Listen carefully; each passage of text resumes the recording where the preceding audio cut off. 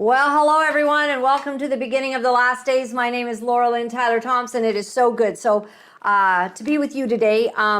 But let's just have a quick, I didn't prepare in advance. I just kind of thought, well, I'll find a scripture from my dad's Bible because I love to do that. My father loved the Holy Bible, and he has underlined it and starred it from one cover to the other. And so I didn't look in advance because I was talking to our incredible guest who you are absolutely going to love today. So he's got underlined Deuteronomy 29, verse 29, 29. Pretty cool. The secret things belong unto the Lord our God, but those things which are revealed belong unto us and to our children forever, that we may do all the words of this law. Wow. The secret things belong unto the Lord our God. Wonder what those secrets are. I like knowing secrets, and I like getting to the bottom of it. So just before we get to our guests, something in Calgary happened over the weekend. 5 protesters in one of these pro-Palestine marches were arrested at a demonstration. Take a look. So this is the Calgary police. A 13-year-old boy. Calgary police assault a 13-year-old boy and a pregnant woman.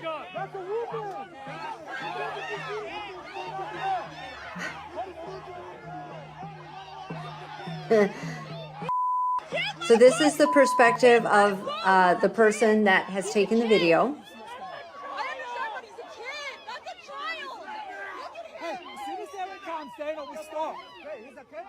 So, as we've seen across the country and the United States of America, these protests are showing some propensity to violence. And I think it's because the emotions and the pain is actually palpable.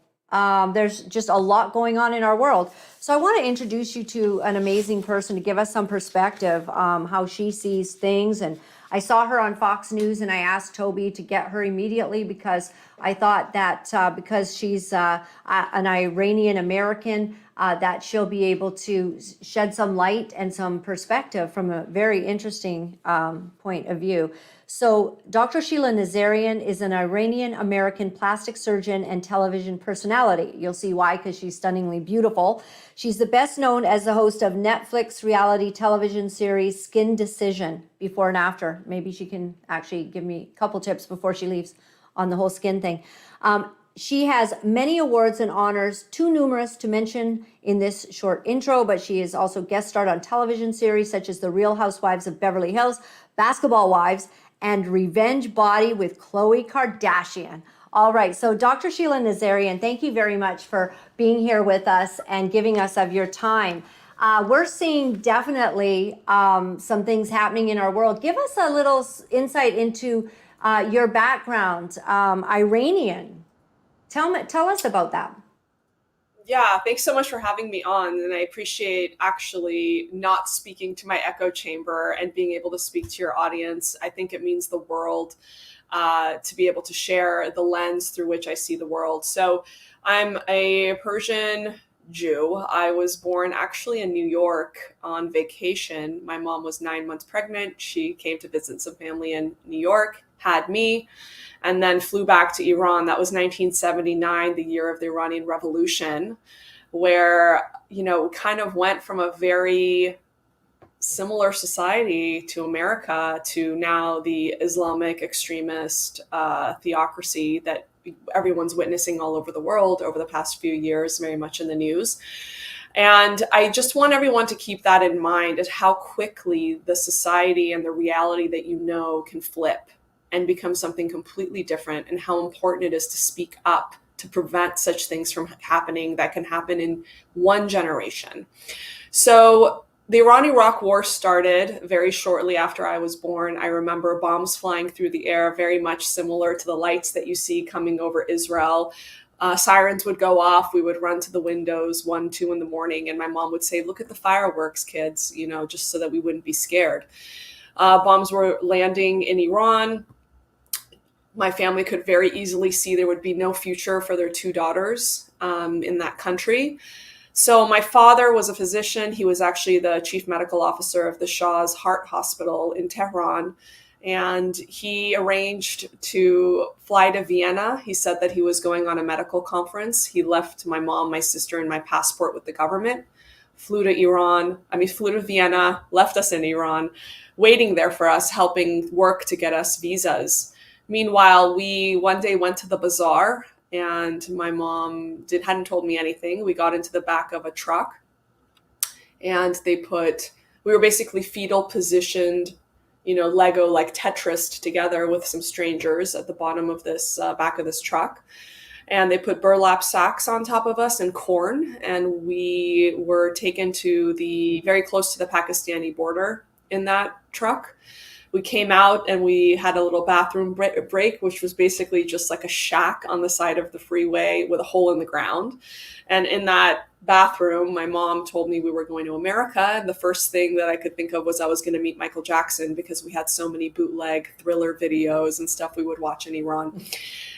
So we spent one night in the desert between the border of Iran and Pakistan. And then the next morning, very early in the morning, the border police saw us, and we got in the back of the pickup trucks. We were sitting on top of our suitcases, and the border police was following us and shooting at us.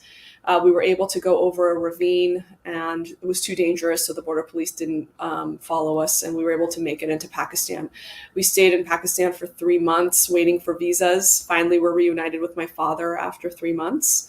And then we were in Vienna for another 3 months waiting for visas to immigrate to the US. When we finally got here, I didn't speak a lick of English, was in ESL. It was kind of an interesting transition, but I think throughout it all, I realized, the sacrifices that my parents had made. I actually lost my mom at the age of 16 to breast cancer, and I think that affected my wanting to become a doctor very much. But so I've had, a tough life, I would say, a great life, a tough life, but definitely built a lot of grit and resilience and burn the candle at both ends to achieve as much as I can with all of the opportunities that I've been given. Wow. What a story. I was in Uganda when we had those rockets going over as well from Idi Amin. So I grew up in a war-torn area of Uganda. So I kind of have an understanding and a relatability to parents trying to make it all a fun game. Yeah. Oh, look, the house is shaking. Kids, let's get under the bed. It'll be fun. That's basically what we had to do. So you came here to Canada. What? And you spoke. Oh, right. To the United States of America. And the language, was it Farsi that you spoke, or? Yes. Farsi. And so you come here, you don't know any English, but yet you've got Jewish DNA, basically, right? So what an interesting twist. So you come here. So tell me about how your perspective on Israel, the Middle East issues evolved as you saw world events and you grew up in North America. So I would say, we were a very traditional family. We didn't observe Shabbat. My mom kept kosher. She didn't force us to keep kosher. But I always had this sense of the importance of Israel. And I'll give you a little story. So one Shabbat, we were at my sister-in-law's house, and her in-laws, who are no longer with us, were telling us a story that in Iran, when it would rain, they would beat up the Jews because the rain had hit the Jewish person's body and made the floor filthy. When they went to the supermarket, they were not allowed to pick fruit. You weren't allowed to reach out and pick an apple because you made all the other apples filthy. This was all pre-Israel. And they told us that after, the state of Israel was established and reestablished, there was a strength, and a lot of those things stopped. A lot of those macroaggressions stopped. Still microaggressions, you just still hid that you were Jewish. You never, kind of observed out in the open. A lot of people changed their last names to sound less Jewish in Iran.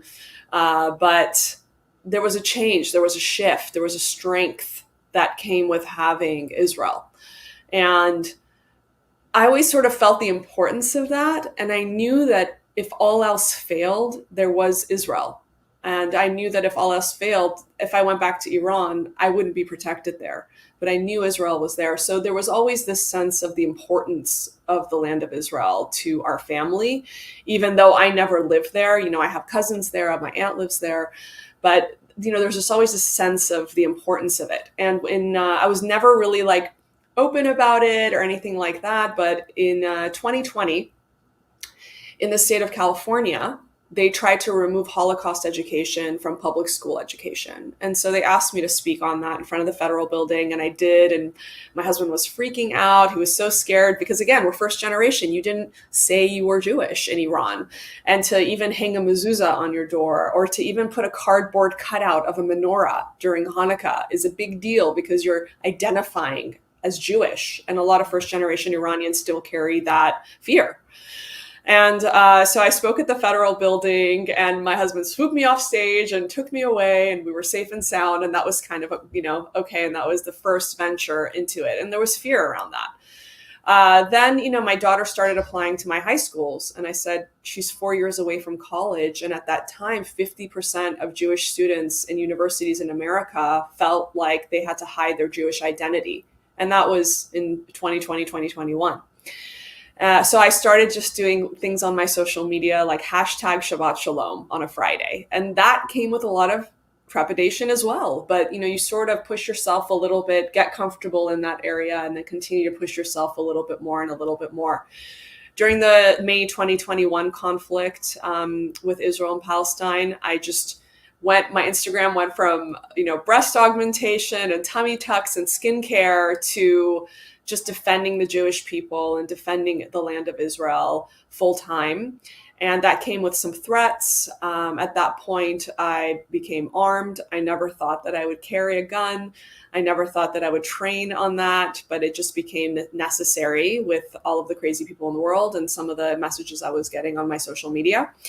And so I kind of went through that training. I went through that boot camp about 2 years ago. And with the most recent, October 7th, brutal attacks by Hamas, I feel like a lot of people around me are going through now what I went through 2 years ago. I was waking up with anxiety. I was on my phone 8 hours a day posting, in addition to being a mom, in addition to my full-time job as a surgeon. And so I feel like at this point, I've been through that. I was prepared. I was trained. And I feel a lot more equipped to speak up and speak out. My knowledge level of the conflict and the history of Israel is a lot more than it was certainly 2 years ago before that 2021 conflict. So I feel like I've been able to guide a lot of people and be a source of courage and inspiration for them to speak up as well. Good for you. I know kind of crossing that precipice whenever you go against the grain in some way, as a lot of people have had to do, especially since COVID came. People decided to speak up on numerous different issues, and you were outed. Here in Canada, we had the Freedom Convoy 2022, and that became, people got their bank accounts seized if they had donated to the Freedom Group. These were fun-loving, beautiful truckers who brought their kids, and it was an amazing time. But it didn't end so well for us in that regard. But the lasting imprint of courage is still here, and I think that's what you're talking about. Like, you have found a way to be courageous. So, what are you seeing in the United States then since October 7th? Because that was a very shocking moment. And what concerned us a little bit, we keep our eye on the news. That's what we do. This is our show every day. And we were shocked that people began protesting against Israel before Israel even responded. Like there was an immediate, like, let's stand with the terrorists who just did this. That was shocking to us. I wasn't shocked because I saw, first of all, I grew up in Iran. I mean, in preschool, they were making us chant death to Israel, death to America, death, death, death, death. What preschooler chants death to anything anywhere in the world? So this hate is taught at the dinner tables. It's taught in the schools. in these countries. And so I've been trying to scream that from the hills for years, and people, I don't think we're ready to listen. And I think they're certainly ready to listen now. Can But I we have just can I just add, because I don't want to miss what you said. So as a little child in Iran, and you had Jewish ancestry, did they know that, or was that hidden when you were there? we hide it. It's Yeah. hidden. Okay. From in high schools in Iran, doesn't matter how advanced the high school is, how prestigious it is. We study the Quran, you recite and you chant from the Quran. So it is, but you hide it. You don't say that you're Jewish.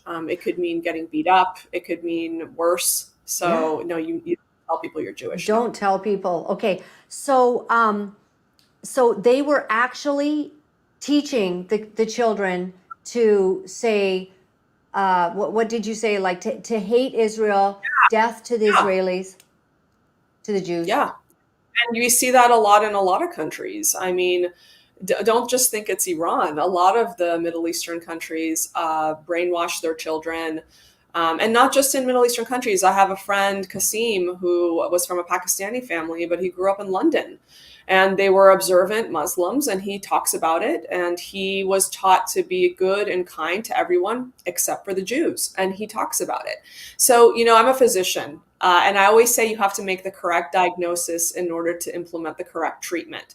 So if we pussyfoot or try to be politically correct around the fact that hate is being taught and intolerance is being taught in these families and in these schools, how will we ever get to the root of the problem and be able to coexist? We just showed a video the other day of kids being taught to, with guns. Like they're young, they look like they were 6, 7, and they're being taught these maneuvers with guns and chants against Israel. Did you ever see stuff like that? Yeah, I mean, there's kindergarten videos talking about hating Jews in Iran. It's almost like Barney, with a little cartoonish person dressed up in an animal suit, talking about the Jews, the Jews. So yes, that happens, and it's not just in one or two countries. What is this hate from, in your opinion? I think that, when things go bad in the world, it's much easier to unite against a scapegoat. And what easier scapegoat is there than the Jews? There's only 15 million of us in the whole entire world. We make up 0.2% of the world population. We make up 2% of the US population. And we're very close knit, very, high priorities in education and family values and keeping families together and respecting your elders and success. And so we're a very successful minority. It's no secret. All of the secrets are in the Torah, they're in the Bible. Anyone is privy to them, but it takes work and it takes dedication. When you get your bar mitzvah at the age of 13, that is something you work towards for 3 years. You memorize, you learn how to read Hebrew, the language of our ancestors, 3,000 years old, right? So we have certain expectations from childhood, and there is a very open and difficult task to achieve at the age of 12 or 13. In your bar mitzvah. So these are just markers of excellence and markers of study and markers of accountability that we have for our children starting very young. I'm a mom of 3. I've already had 2 of my kids go through that process. I got 1 more coming up in 2025. But these are things that lead to success. These are things that lead to high positions. And, anyone can do it. It just takes that culture and it takes that work and it takes that level of expectation for your children and your family. And so I think it's easy pickings, right? Oh, look at how unproportionately successful they are. Look at how unproportionately, they've won Nobel Prizes. Look at how unproportionately they fill politics or leadership positions. But honestly, it's because that's what your mom expects from you. I always tell my kids, I don't like any round grades. I only like pointy grades, So they know to get those A's, and they know that it is not okay in our household because Right. I know they can get an And so I think that it's very much, it's a very small minority, so very easy pickings. And also, why are they so successful? I think there's an element of jealousy there, to be honest with you. I agree. So many things have come out of Israel. A tiny, when you look at that big map, and I know I put it up on my Facebook. It's all green. If you want to look at sort of Islamic centered countries, and then a little tiny red The size country, of New Jersey. The size of New right? Jersey. Right. Yeah. And incredible things. See, so everyone, you can see that little, good for you, JT, just pulling that up. Wait, Yeah. JT. Wow. Well done. Yeah, we're a team here. It's good. But think of Nobel Peace Prizes that have come out, cures for all kinds of things, incredible medical advancements. This is a tiny little country. The Jews are so successful, and also financially. You see that they're very successful, which leads to maybe, yes, jealousy, and also that there's, claims that some of the Jews have not used their wealth to maybe help humanity. Some people say, like the Rothschilds and the Rockefellers, that maybe they're trying to control the world. And I don't know what you think of that as a Jew. I'd love to hear your opinion. We won't talk about it much, but No, it's fine. I mean, I think the Rothschild and the Rockefellers, like, you can point out certain families and you can criticize any singular Jew or any singular family. There's nothing wrong with that. Like, I criticize Soros all the time. I have no idea what his freaking problem is with the world and what his whole mission is in all of this. I don't understand this man. But that doesn't mean, just like any other society, culture, minority, any other, like, fill in the blank, you can criticize certain people, but that's a singular person. You don't say, oh, all Jews are this, or all Hispanics are this, or all Canadians are this. You don't say that. You can certainly criticize single people and what they've done, and maybe they've done some good, maybe they've done some bad, or all bad. I don't care. But you don't take that and apply it to an entire nation. 100%. And this is the fallacy that I see happening all over the internet, and maybe with some of the people that I fought with. We criticized heavily certain people. At no time in my mind was I taking down the Jews. But I do see that the crossover from criticizing certain people to actually being anti-Semitic has taken place. And so I'm kind of on a quest to fix that, because in some ways I feel like I maybe made a mistake, Dr. Nazarian, because I did not point out my love for the Jews much this last 3 years, because we were fighting something completely different. And now that I have just been so alarmed by what happened October 7th, my love for the Jewish people and Israel, I've been there twice, has just, sealed how I must stand with them at this grave hour. And it's been shocking. So appreciate your support. We so appreciate the support of our Christian allies. Christians United for Israel has been so amazing. I appreciate the support of moderate Muslims who, like the women of Iran, who are calling out extremism, because I will tell you, it seems like a fantasy far away, but I actually saw an interview with an extremist Muslim man in Canada saying that we will use your tolerant policies against you and we will make Canada an Islamic caliphate. Yes. I don't know if you saw that interview. I don't know if I've seen that exact one. How recent did you see that? I saw it a couple weeks ago. I don't know if it's an older video or not, but I think that people need to take people's word for what they say. I mean, the leader of Hamas came on a couple weeks ago as well and said, we will repeat October 7th over and over and over again until every Jew is eradicated. And if you people in Canada think that you're not next, or if the people in the US think you're not next and they're not already here, you are gravely mistaken. We are in this together. We need to really, all of us, moderate Muslims, Christians, Jews, all of the above, need to stop this extremist mentality that we have seen all over the world. Beheadings, we have seen burnings of Christians. I mean, look at some of the northern countries in Africa. What's happening? Look at the Igbo Jews. Look at the Christians that have been massacred. I saw 800 in the last couple weeks. So it's just, I think it's really interesting that the only time people care is when Israel's involved and when the Jews are involved. But when Christians are murdered this month in Africa, when Muslims are murdered in Syria, in China, in a lot of these other countries, no one cares at all. And so I noticed this 3 years ago. It was blatantly obvious. And it's just pure anti-Semitism. It's not new. It's just finding its voice, and people are finding that it's acceptable to voice it now, but it's always been there. I was on a Zoom call late last evening with a gentleman from Israel explaining the plight and trying to help a group, sort of a private invite group to just understand the intricacies. And one of the things that's really hard for the people here to understand is that the Palestinians are also in favor of Hamas. Like, not all of them, but a lot of them are, accepting of the Hamas rule, the Hamas way, which is, to the Quran, and the hatred towards the Jews is all there.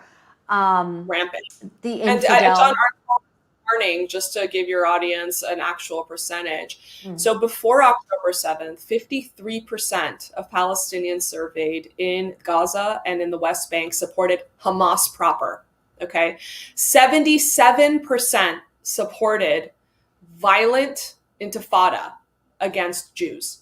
So even if they don't support Hamas as the reigning rule, they supported violent resistance. Okay, which is what Hamas did, that they're in support of that.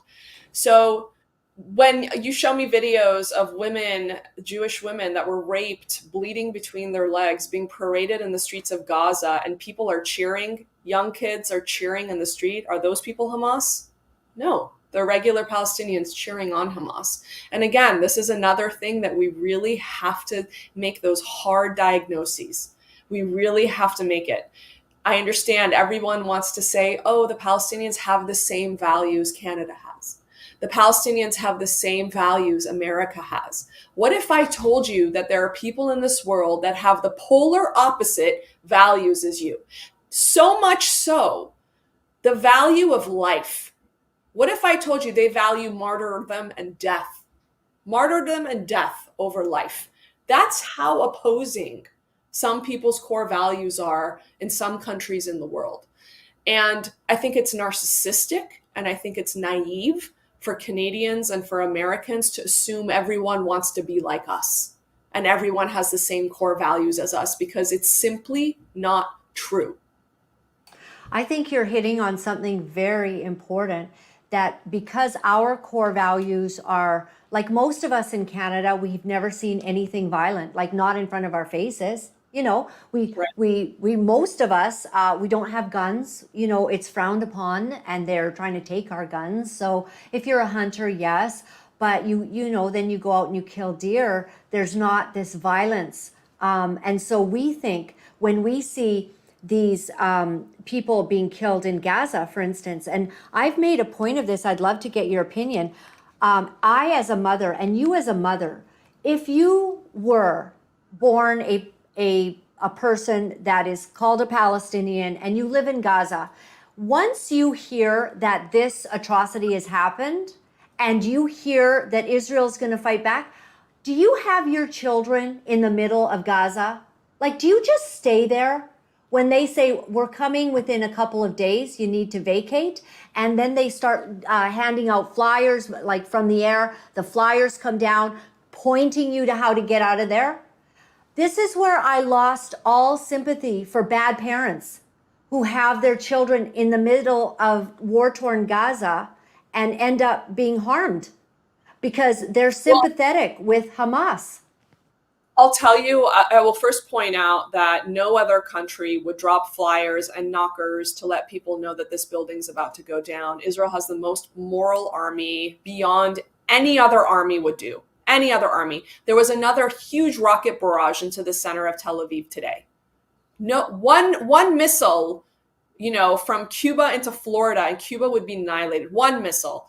How many thousands of missiles have been launched onto civilian areas, by the way, where mosques exist, where Muslims exist?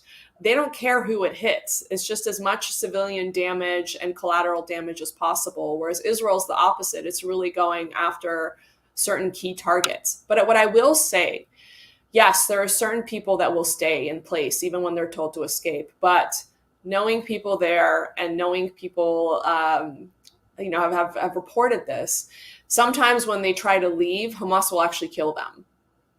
So, there was actually shooting. This was documented that there was shooting when people were trying to leave from the northern Gaza to southern Gaza. They were actually getting shot at by Hamas, because Hamas doesn't care if those people die, right? Hamas just wants to show dead people and blame it on Israel, right? So I think a lot of people, even if they try to leave, even if they try to speak up against Hamas, they're just killed. Yes, and we did see that. Do you know what brought tears to my eyes? Amir Sarfati, have you heard of him from Israel? He's where I get all my news. He's got play-by-plays. I was just looking to see if he's been reporting on what you were just talking about, these rockets into Tel Aviv. Amir showed video of the Palestinians leaving under watch of the Israelis for protection to help them exactly. leave. I don't think why would they need protection? Right. And I think the other problem that I see a lot is the other side just lies. It's propaganda. I saw a video of a child going like this with blood on his hands, but he had 6 fingers. That's AI. It's not real. I saw another one with a child sitting at a table reaching for something, and he had 2 right arms. Come on. So why would the IDF need to protect the Palestinians trying to get from the north to safety in the south? Why would they do that? Also, these claims of genocide, right? Today, they moved 20 premature babies from the Al-Shifa hospital into Egypt, right? Why the Israelis are so good at everything? Why are they so horrifically bad at genocide?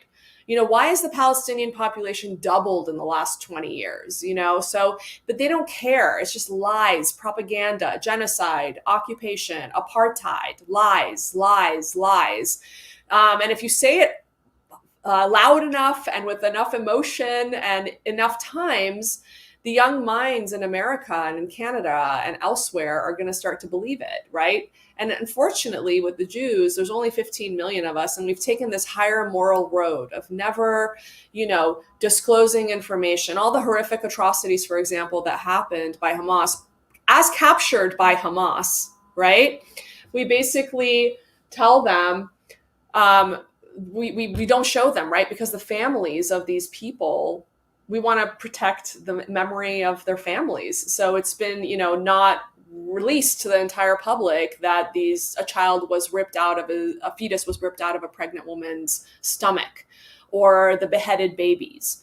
So everybody's just like in Holocaust denial in real time. Oh, it never happened. Show us. Where they know that the Israelis are moral and they're not going to desecrate the memory of these people. So we've been showing it, or they've been showing it to select groups of journalists and politicians in closed doors in a confidential way to protect these families that, this happened to their loved ones. So, but whereas, the Palestinians will do things that, like human shields, that will hurt babies, that will kill babies. And they have very advanced PR, right? Because the most effective images on social media are the ones that don't require a caption. So you just hold up a picture of an injured child. What more is there to say? It pulls at the heartstrings. But what I'm here to say is that every single drop of blood, every casualty on both sides is on Hamas. And I'm hearing more and more stories now out of Gaza where people, are suffering, and they say they're blaming Hamas as well in Arabic. So I think that a lot of Palestinians too, that 23% that don't support violence and don't support Hamas, are maybe finding their voices, and we need to amplify those voices. We absolutely do. And for you personally, has this brought another level of, well, discomfort where you are? Dr. Nazarian, is that kind of a Jewish name?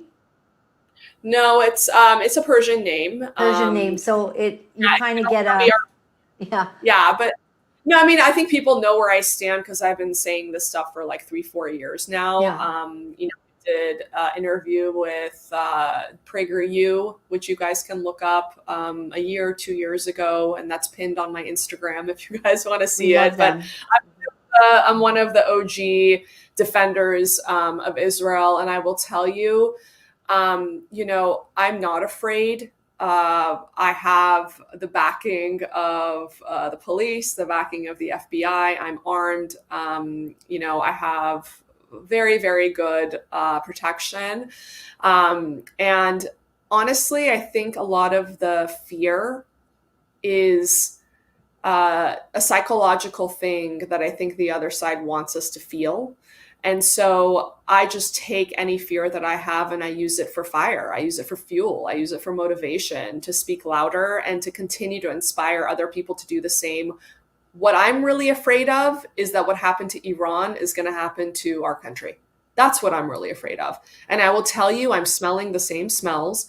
Oh, in Iran, it was like, why does the Shah get to live in a castle while there's homeless people on the street? It was kind of like those anti-capitalism, pro-Marxist propaganda that happened before the Iranian Revolution that I'm hearing a lot of in Canada for years and now in the United States. And I think that we have to put aside our own, kind of selfish, small issues that we are constantly like preaching about and fighting for. And we really have to take a step back and watch the world from the nosebleed section and say, what is happening in foreign policy? How is this going to affect us? If we don't have these freedoms in the first place, how are we going to argue about these little things that we think affect our lives on a daily basis? Everyone needs to put aside their minor differences, take a step back, really see where the danger is coming from, and unite to fight the greater danger. And then we can go back to fighting about the little things later. Yeah, that's very true.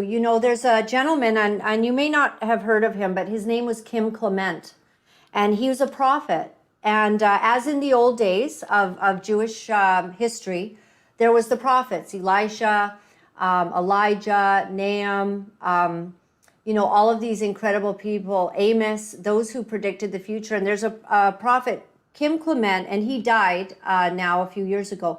But before Trump was ever in, he prophesied Trump would be in. And he prophesied Trump would be in for 2 terms, which I think might be about to happen.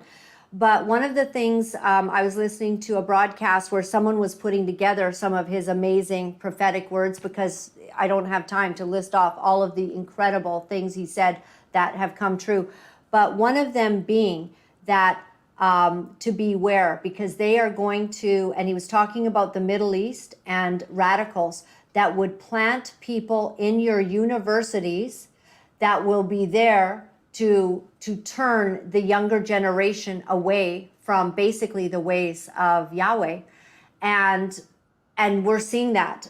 The universities seem to be the hotbeds where they have attempted to steal a generation, and none of it makes sense. So that's concerning to watch in both your country and my country of Canada, that the young people don't seem to have a clear head on what is happening. And I hope that you can be part of that by your story and your message and speaking out, even on universities. I think it's so important what you just said. When I speak to friends in Israel, they always say, we're going to win this war. We're going to be okay. Go take care of your universities.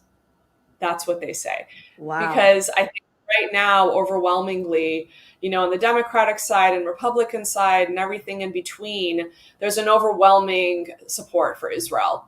But in 20 years, with this current graduating class of these supposedly elite universities, I don't know what that's going to look like. So we better start holding these people accountable. We better start holding professors accountable. We need to stop foreign funding into our elite institutions. Cornell got $1.4 billion from Qatar. And guess what portion of the universities these people are funding? It's their humanitarian, studies, and also their Middle Eastern studies programs. And if you look at, a stat that came out recently, you can look it up, in the science and math divisions of our universities, people overwhelmingly support Israel. In all of the other portions of university studies, they support Israel. But in the humanitarian, the humanities, and the Middle Eastern studies, it's flipped. Why? Because those are the institutions that are being foreignly funded. And so we need to stop that. We need all the people that believe in the Judeo-Christian values and appreciate the freedoms need to stop donating. And so we really need to hold a referendum. We need to hold our universities, the presidents, their boards, and their professors and students accountable. And I think that is happening, and it gives me a ton of hope. Gives us a ton of hope too. And you give us hope because your message is so profound. I just love that you're getting a way to speak out on Fox News. Millions and millions and millions of people now know who you are. And we know who you are, and we appreciate you very much. And we'd love to have you back sometime to talk even more about this. As you know, let's see how this all unfolds. We see that the world is closer, as Donald Trump says, closer to World War III than we have ever been. We need peace, but we certainly can't do it by not having strength against terrorists. And I believe we have to take them completely out so we can have peace. Absolutely. The only language that terrorists understand is strength. Yes, 100%. Dr. Nazarian, thank you very much for your time. We appreciate it a lot. You've just been so enlightening, and stay strong and enjoy your children and your next one coming in 2025. I guess you're planning, right? Ahead. But no more. I think the shop's closed. Okay. I love the way you were planning for that. I heard that at the beginning. All right. Take care. God bless you. Thank you. All right. Thanks so much. God bless you. Oh, absolutely amazing. Okay. So I mentioned that I was on this call last night, and that's why it's just so pivotal and so timely that Dr. Nazarian was sharing what she was sharing, because to hear that the indoctrination of hatred, she experienced it herself. I mean, imagine. So she's actually Jewish.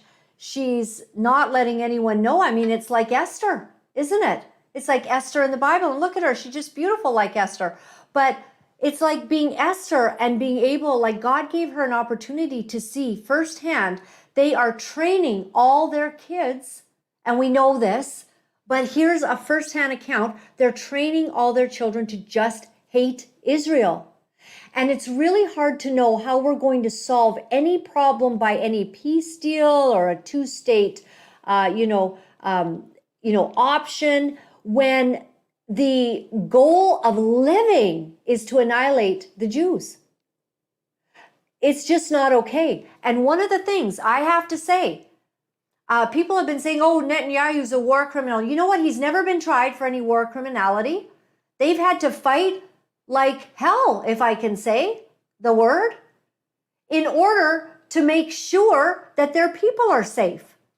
They are attacked nonstop. These rockets going into Tel Aviv today, okay, yeah, it's war. But if Israel had wanted to, they could have literally smoked the entire area of Gaza today. One of the things I appreciate about Netanyahu is that he always speaks respectfully of Palestinian civilians. He does not have a death wish for every Palestinian, Arab, Muslim on the planet. He does not. That you will hear from Hamas. The leaders of Hamas, their decrees, and I think I took pictures last night on this Zoom call of the statements that have been made by the Hamas guy. I mean, this guy, he needs the death penalty really fast, because his breed of hatred and anger is so vile. The planet, it shouldn't even have room for a guy like that. should not have room for someone like that, because we're going to harm people. We're going to teach this hatred to the next generation, which I think, is going to end up being a very, very bad thing. So let me see if I can, oh dear, I can't find where I took that screenshot of the comments that the Hamas leader's making. In any case, we showed him the other day. He hates them. He says there's only one way, that they are just going to absolutely obliterate the Jews from the planet. You saw that. Can you just put that map up again, JT? Everyone, this is the Islamic world over there, all the green. Can you even spot the little red spot? That's Israel. Let them alone. How do they even survive over there? You know what I mean? Man, that is heartbreaking. Like, what kind of stress do you have to live under in order to actually be in that area? And did you hear what Dr. Nazarian was saying? She was saying that that at least they feel, at least we have Israel. Like, if everyone in the whole world hates us, including, North America, at least we can go to Israel. And in Israel, you got to be bombed nonstop by the Hezbollah or Hamas and the sympathizers that lie with them, and vote them in. And did you hear those statistics she said? Let me just remind you here. Here it is. 53% of the Palestinians support the war against Israel, and 77% support a violent intifada. Am I saying it? Intifada. Against Israel. Like 77% of the Palestinians that we're seeing in the Gaza area, they just hate them. Meanwhile, Israel has tried. They tried to make a deal whereby the Palestinians Clinton was talking about this, President Clinton, in a clip that I had, and they were going to give them all of Gaza plus like 3/4 or something of the West Bank. And that would be their area. And it was flatly rejected.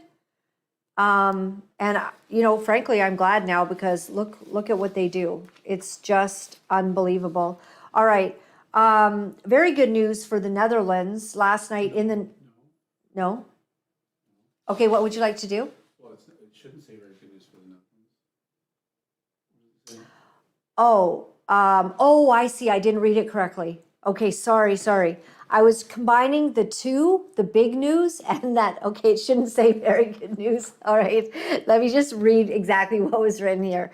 Okay, this is about the Netherlands, but last night in the Netherlands, the party leader of Forum for Democracy was attacked with a beer bottle 2 days before a general election. Take a look.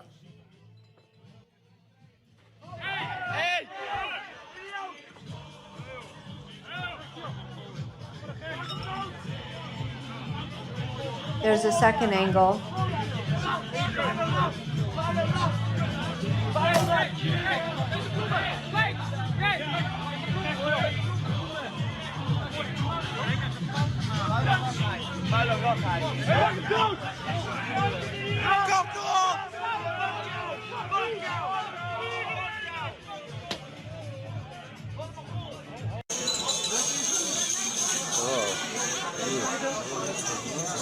Gosh.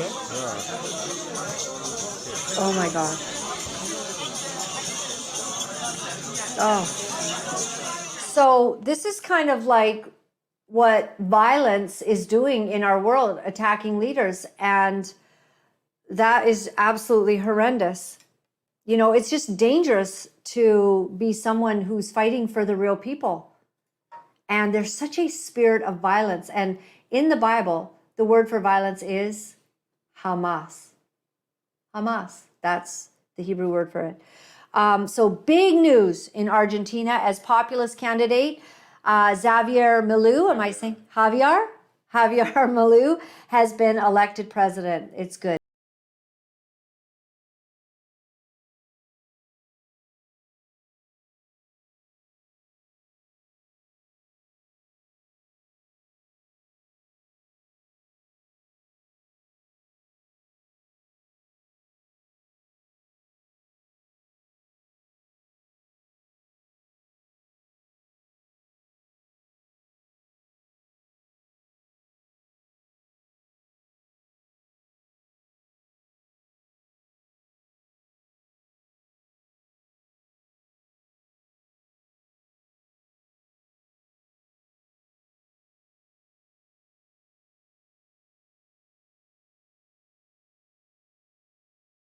It's so awesome.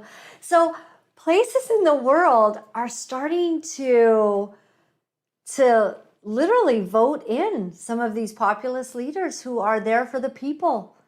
And that little boy crying, that is touching, isn't it? Like, obviously he knows that, his parents have kind of said who this guy is. You've probably been watching him on the news like nonstop for a while, and then he meets him, and it's so beautiful. And so we pray for this protection of Javier Malay.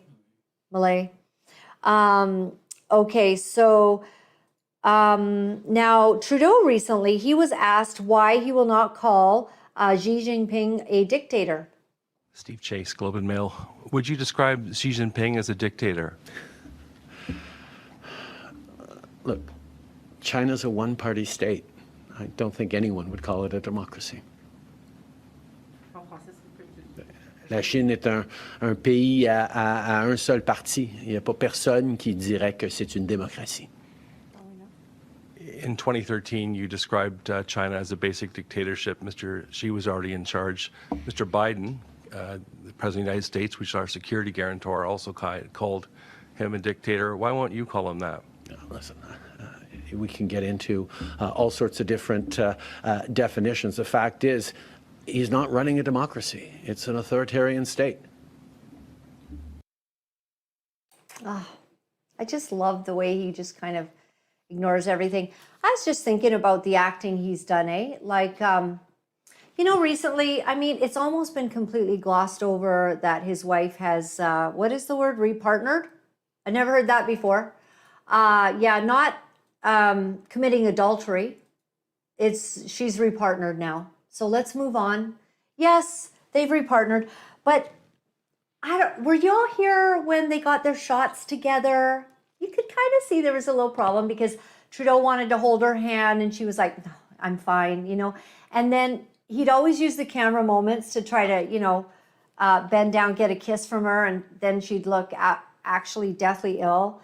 And so you knew that something wasn't right, but they've been playing us all for a couple of years, instead of an honesty so that we're not so shocked that, oh, they're getting separated. Oh, she's repartnered. Yes, within 3 days. And so and now she's got speaking tours and books coming out and just celebrating the whole repartnering.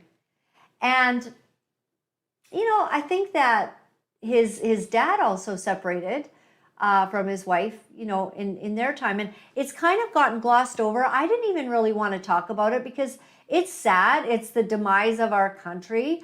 It's, that there's kids involved and all of that. But all of these things just come out. And so, sometimes when a spouse leaves or repartners, the other spouse can literally not be able to function because they're so devastated. And we don't see any of that with these two. I mean, so how long has this actually been going on? Like, they're just, he seems to be fine, moving on, not. I do remember a while ago when, even during COVID, where Trudeau seemed to be sullen and maybe a little bit more distant, removed. He wasn't coming out, and it did seem that one might say he might be in some sort of depression or something. Maybe that's when he really got the news that this wasn't working and she was repartnering. And of course, when is the right time to tell everyone? I really don't know. But I just don't like all the fakeness. Like, we are being run by fake people. We've got Obama running Biden, clearly, because Biden can't find his way to his spot on a stage. Biden, I mean, they are freaking out. Like, he does a press conference and then he's walking away. And I'm sure they're like, oh, okay, he read the notes. He did what he was supposed to do. Everybody just calm down. Okay, everything's fine. We got through this press conference with Biden. All is well. And then he's almost off the stage. And then Biden turns around. Now he doesn't have a microphone. Now he's yelling, okay, who can speak the loudest? And you could just tell everyone in the back going, oh, please, please don't talk anymore. Do you guys have notes on what they're about to ask? And then somebody throws out the loudest question that they can to get Biden. Biden has to say something off the top of his head, which he cannot do coherently any longer, right? And of course, he, up until very recently, maybe he's going to hand the baton over to Gavin Newsom. Look, he made a couple of things, but no, he's running. And when people say Obama's running the country, the only question I have is, shouldn't Obama be letting him know, since he's running him, that, yeah, Joe, you had a good run. Your time's up. Turn it over, pal. Right? And yet, every time Biden gets in front of people, he's like, oh yeah, I'm running. It's hysterical. It's almost Weekend at Bernie's, except he's not quite past. It's bizarro world. So another sad thing in the world, $30 million wind turbine project. What? Yeah, there is something before that, but I didn't want to run this in this feed because of our... All right. $30 million wind turbine project in Whitehorse generates 0 electricity. 4 of them. They're not moving. There's no wind. I don't know. Did they check this before they put them up? I don't know. So the wind turbines cost a lot of money. I don't think they look particularly great. Kind of ruins the scope of the skyline. And they don't work. How about that? All right. Joe Rogan talks about the fan reaction at the UFC fight at Madison Square Gardens when Trump showed up with Kid Rock and Tucker Carlson. Did y'all see that? Let's see what Joe Rogan said. When he walked out of Madison Square Garden, it was bananas. Really? It Went was, crazy. the whole place was cheering. He walks out to Kid Rock's American Badass with Kid Rock and Tucker Carlson walking in like the right-wing Avengers. And the place went nuts. I'm telling you, the fucking cheers of the crowd were nuts. I mean, it was overwhelmingly in support of him, and it lasted a long time. I mean, it was a roar. I mean, you had to hear what the crowd sounded like before he walked in, and then when he did. I mean, it was just overwhelming cheers for like over a minute. I mean, just imagine a minute of people screaming at the top of their lungs. Yeah. So I heard that, sorry about that one F-bomb, we tried to grab him. But I heard that there was a little whisper, JT, about Tucker Carlson perhaps running as the vice president with Trump. You heard that? What do you think? You don't think Tucker will do that? He's too powerful. He'll make more money. He'll make more money not doing that. Yeah, he'll have to have a job for way less money than doing what he does. I just really like Tucker Carlson, and I also like Kid Rock. Kid's a little rough around the edges for, my parents in heaven won't be hearing him right now, so that's good. But I do like his perspective. I remember seeing what he was really all about when Tucker Carlson actually interviewed Kid Rock, and his basic understanding of the world as we know it, of the woke culture, of the damage that's being done. I really respect that. So Tucker Carlson, I mean, you guys know I've been talking about him for a long time. It's no wonder Fox really got rid of him, because he just became very powerful. I mean, when he exposes things, things change in the world. When he puts out a video, people are watching, and hey, sometimes it can get people out of prison. Sometimes it can change the way that a nation even votes, because it was actually him that had on that populist candidate, Javier Milei. He had him on his program, and it was like millions and millions of worldwide views. And perhaps that is exactly what gave that little spike or help. These people that are speaking out that are not necessarily part of the establishment media like Tucker being kicked out of Fox News. What a mistake. I don't know what they were thinking, but probably they were facing being sued or something for some truth he's promoting, because you tell the truth and you get sued basically these days. You know, he's got a lot of power, and I really agree that it's time for the voice of the people to rise. Like, your voice matters wherever you are. Consider that when you work at an organization, you have a platform. Your platform might be small. It might be 10 people in a lunchroom, might be 3 people in a lunchroom, but you have a bit of a platform to kind of dissect and talk about the things that are so scary to talk about. It is scary, like our guest today, having to come forward that she's a Jew and her husband was freaked out because, you know, now it's all out there. But when you finally put your truth out there, just the way that Esther did in the Bible, when she was able to come before the king and say, I'm Jewish and you're about to kill all the Jews. And she was able to save the Jews. In the same way, when you can kind of come out from your closet of anti-wokeness and begin to share your views where your platform is, you all have a field of influence. Your coworkers may never see who I am, because you will never want to share my videos with them, because you'll know that they'll have a meltdown, okay? But what you could do is you could be like a little bit of a salt. It's the salt principle. If the salt has lost its savor, what good is it but to be trodden underfoot of men? So we are to be salt and light in the world. So when you take a little bit of salt and you're saying to someone, well, you know, I just don't agree with this or this certain woke principles, you can just you can be a light and you could put some salt on it. And then if they're in a big disagreement, I don't recommend really hashing it out unless everyone can handle it. Sometimes a really good debate between 2 strong people who are not going to get into name calling, which is very rare. A good debate is it exposes the stuff that's underneath all of this thinking.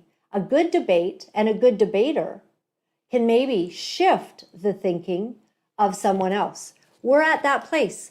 We need to shift the thinking, because the news media, the propaganda machine, every single day is trying to tell our kids what to think, trying to tell our coworkers what to think, trying to tell our spouses and our family members what to think with all of their lies. So what we have to do is be courageous and speak out and talk about the things that the way that we see it. And that can be true on this Palestine and Israel thing. You can repeat some of the things that you've seen here. Please like, subscribe, and share today. We've had a problem on Rumble. Today, Rumble's having a problem, right? So we're going to be uploading the whole show later. Please share it. This was a beautiful gal, easy to look at. So you can just share some of her perspectives. What she had to say, powerful. This puts perspective on the Middle East. This puts perspective on Israel and Hamas and the Palestinians and what's truly going on. And above all, walk in love. Let's never be like them. Let's never be violent. Let's never be like them. But let's speak. For goodness sakes, they don't seem to have any problem speaking their truth. And, you know, they're all walking into Bank of Nova Scotia's and basically seizing the day in the bank and saying what they think. Oh my goodness. You know, things that we wouldn't even, you know, really think to do or try, right? So my website is Laura-Lynn.tv. Thank you very much. I appreciate every one of you who supports us. We do not get any funds from anywhere, you know, big organizations behind us. We get our funds from folks like you who support us, who stand with us, who say, I'm glad for your voice because it's rare, it's unusual, and I'm going to help you to keep going. That means a lot. And you know what? No amount is too small. We've got people who support us every single month for $5. And every month when we see that $5 payment come in, we are like, thank you, we love it. And there are those that can support us for more every month. And if you go to that donation page that's on Laura-Lynn.tv, You can get in there for as, little as $5 a month, 10, 20, 30, maybe 100 if you can do it. If you can help us, means a lot, because this costs us. This is a sacrifice for us. It's a wonderful sacrifice. I love doing it. I love this. Don't get me wrong. I love being able to tell the truth and say whatever I want, and nobody's the boss of me except God and my husband. That's it. And those two dudes are really good to me. So I pretty much get to say what I want. Once in a while, God tells me to stop. But I appreciate that if I'm listening, it all turns out really well. If you are able to help us, to keep us going, to keep the lights on, means the world. It really does. And you don't have to do a monthly thing. You could do a one-time help out. It's awesome. Sometimes we have to pay people to help us. We have an administrator, Dominique. We have Toby, who's doing work and getting our incredible guests. I cannot do this all by myself. So a workman is worth his hire. So we need to compensate people who are helping us, who are getting videos done, who are getting the Twitter feed up, and the Twitter's out every day. Plus we go to podcasts. Lots of people, they get upset if we don't have our podcasts up because, where's the podcast? They download them and they listen to them in their trucks and on their way to work and such. So if you would be willing to do that to help us, I would be very, very grateful. And also don't forget, if you are, if you got some cash that you can put away, we recommend you don't keep it in fiat cash because it's a dangerous thing these days in the banks. You never know what's going to happen. Lots of wars and rumors of wars in the bank. All right. There's a war on for what's real money, what's real value. If you're printing money like Monopoly, sooner or later that catches up. But if you have silver and gold, that's in your pocket. We recommend it. Sun City, Silver and Gold, sovereignize at protonmail.com. Give Steve an email, ask him some questions, and be a part of that. Okay, Genesis, Exodus, Leviticus, Numbers, Deuteronomy. I wanted to read you from Deuteronomy. So, from Deuteronomy 8, it says this: Be careful to follow every command I'm giving you today, so that you may live and increase and may enter and possess the land the Lord promised on oath to your ancestors. Remember how the Lord your God led you all the way in the wilderness these 40 years to humble and to test you in order to know what was in your heart, whether or not you would keep his commands. Sometimes we go through a desert experience because God is testing what is in our heart. At the top of this chapter, it says, do not forget the Lord. Maybe you're in a dry season and finances are tough. A relationship is not going the way you'd like to. You're having trouble in your family. Things are happening that are difficult. A desert season, it has many incredible aspects. For one thing, it definitely drives you back to God. Isn't it interesting that when things are going absolutely fantastic, can you look back to a time like that way long ago when everything was so perfect? And isn't it true that at those times it's harder to remember to read your Bible and talk to God? Because it's all just so great. But when a storm comes, when a desert experience comes, when water is scarce and the heat is on you, it's easier to fall to your knees and beg God for help and ask him to get you through this storm. Ask him to show you the way through the drama that you're facing, the loss that you feel. So sometimes the Lord allows you to go through, it says in the wilderness, these 40 years. Can you imagine? I'm like, I don't want to go through a wilderness for 2 months, let alone 40 years. But God was with them. And it says he allowed it to humble and to test you in order to know what was in your heart. What comes out of you when you're in the desert? God is watching for that. What comes out of your mouth when stress hits? Is it a whole bunch of things that the Holy Spirit would probably not want to be hearing? Or have you stopped and repented and gotten right before God? Do you know what it takes to get right before God? It takes stillness, quiet, a moment of inner temperature taking.